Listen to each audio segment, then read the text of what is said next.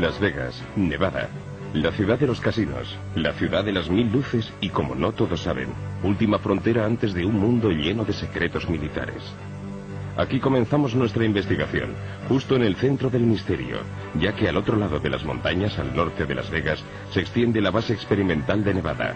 Un mundo aparte rodeado por los confines más vigilados de la Tierra desde los tiempos del telón de acero. Aquí se trabaja sobre los ingenios nucleares, aquí se ocultó a nuestros ojos el stealth, y aquí se prueban aeromóviles aún más arriesgados.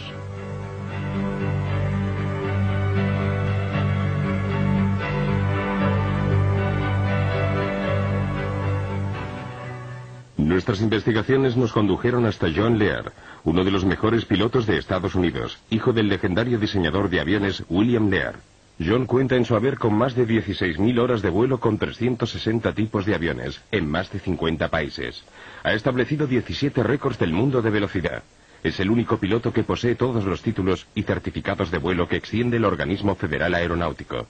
Después de la Guerra de Vietnam, desarrolló funciones en todo el mundo para la CIA y otros organismos gubernamentales, y realizó asimismo vuelos experimentales para la Marina y la Aeronáutica. Hasta 1951, el Área 51 se utilizó fundamentalmente como base de instrucción de la Marina. Luego la Lockheed, junto con la CIA, la transformó en una base experimental secreta para efectuar las pruebas sobre los aviones espía U-2. En los años 1959, 60 y 61 se realizaron experimentos con los SR-71. Era la zona ideal para las pruebas con maquinaria y aviones secretos, porque estaba muy aislada, con los lados rodeados por las montañas. En definitiva, estaba en medio de la nada. Es decir, garantizaba el nivel de seguridad que requería. En 1960 se empezaron a llevar a cabo pruebas no solo sobre aviones, sino también sobre equipos, maquinaria y todo tipo de proyectos reservados. Según mis investigaciones, en 1972 se produjo un vacío total de información y datos que duró 18 meses. Nadie sabe qué ocurrió entre el verano de 1982 y entre el verano de 1972 y enero de 1974. No existen datos de ningún tipo. He hablado con los encargados de seguridad. No tienen ni idea de lo que pudo ocurrir ahí dentro. Y yo tampoco.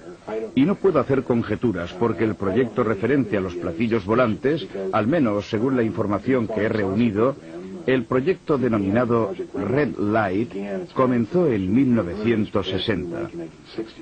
Habían tratado de poner en vuelo 2 o 3 naves, pero se produjo un accidente gravísimo, de modo que las operaciones quedaron interrumpidas durante varios años. Los vuelos de prueba se reanudaron posteriormente, creo que alrededor de 1980-81, siempre en esa zona. Puedo decirlo casi con certeza porque en ese periodo aumentaron drásticamente las medidas de seguridad.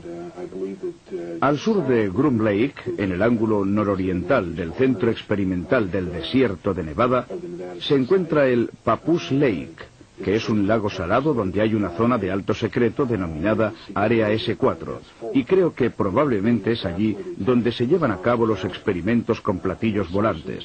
Entre mis diversas fuentes de información, la principal ha sido Bob Lazar, el cual trabajó sobre uno de los 9 platillos volantes allí custodiados. Aterrizamos en Groom Lake. Allí tomé un autobús hacia...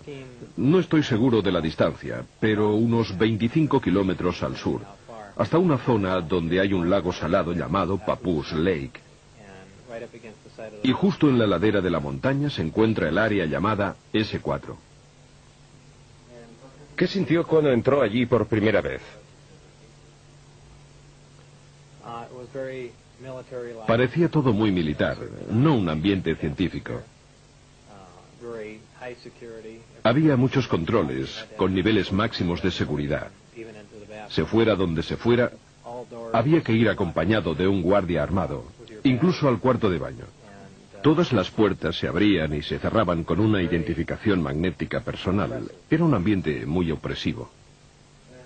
¿Cuántas veces tuvo que entrar en esa zona antes de poder ver el vehículo volador? Creo que 2 o 3. Quizá 2 días antes de poder verlo. ¿Qué sintió la primera vez que vio el objeto? ¿Qué sentí? Bueno,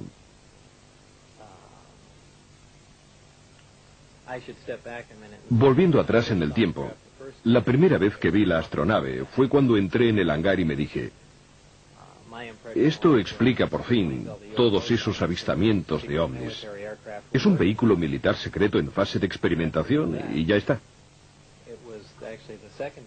En realidad fue la segunda vez que lo vi, al entrar en su interior, cuando me di cuenta de lo que estaba sucediendo. Es decir, de que se trataba de un vehículo extraterrestre. Obviamente, esto sucedió después de haber leído todo el material informativo.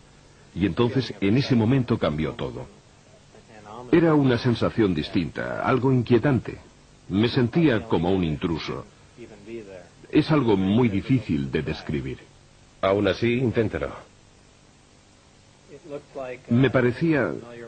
¿Tienes presentes las fotos de Billy Mayer tomadas durante sus avistamientos? Era increíblemente parecido a los discos de sus fotos. Una forma fugaz, pero nítida, de una nave discoidal. Es bastante difícil describirlo así, sin dibujarlo, pero tenía la típica forma de platillo volante. ¿De un solo tipo o de varios? En total había 9 platillos. Pero yo trabajé en ingeniería inversa solo con un objeto. Estaban en hangares separados, y en cualquier caso, eran todos visiblemente distintos. ¿Le dijeron alguna vez cómo habían sido recuperados por el Cuerpo de Inteligencia de la Marina? No, en absoluto.